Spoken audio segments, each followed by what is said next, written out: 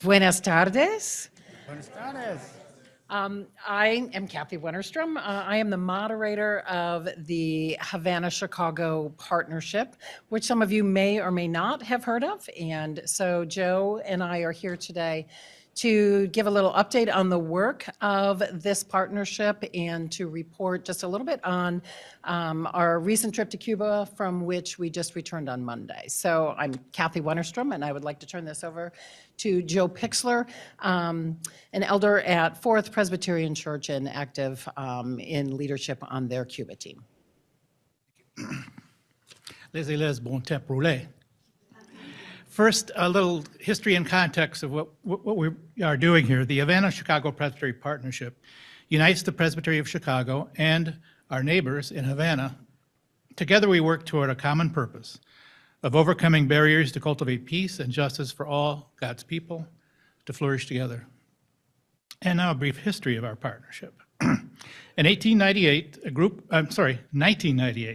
group of representing 12 Presbytery of Chicago churches made an exploratory visit to Cuba. The travelers found an extraordinary opportunity to develop a mutually beneficial relationship.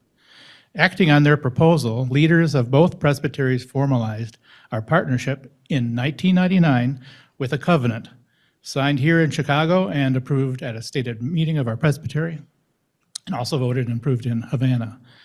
The Havana-Chicago Presbytery Partnership team, of which Kathy and I are parts, sustains the covenant by encouraging church-to-church partnerships, facilitating visits to our family in Cuba, most recently just 2 weeks ago, and we all help each other in a very complicated time. We just do the good that's ours to do.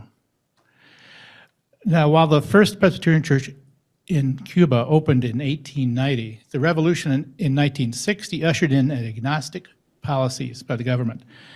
Yet the churches stayed open, no churches closed. As official restrictions eased over time, the Cuban churches advanced their vital roles as spiritual and social centers of their communities. Today, they continue those vital roles, even amid the nation's persistent and accelerating scarcity of resources. So that's the context today. And now Kathy will share a little bit about how the partnership works through that context.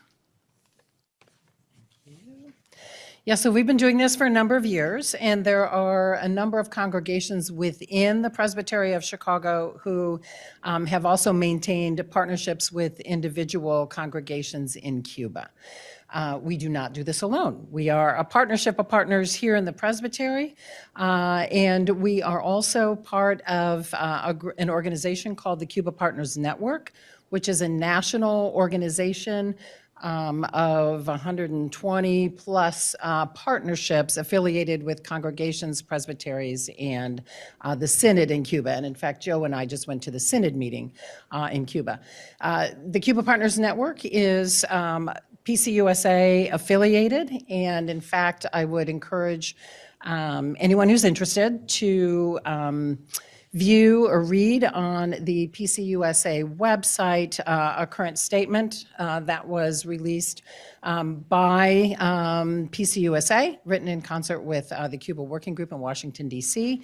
And we are part of that. We do this work together with others just like us and with representation from PCUSA. And so going forward, our hope, we are grateful for funding from the Presbytery, and our hope is to engage more people within the Presbytery of Chicago in the work of these partnerships. And I guess I shouldn't really say the work of these partnerships, in serving in partnership and experiencing the joy of sharing Christ's love with our siblings in Cuba. And as we all know, they are certainly going through a very dark time in the history of their country, and their churches are the ones who are supporting their communities and the individuals in their communities. And so our support in prayer is very necessary. They also pray for us. regularly, and I would just encourage anyone who is interested in just even learning a little bit more about how the Presbyterian Church in the United States and the Presbyterian Church in Cuba are linked together. I just want to, excuse me, end with a couple of quotes from 26 Februaries ago. One's from Bert Weller, who was the interim executive presbyter at that time.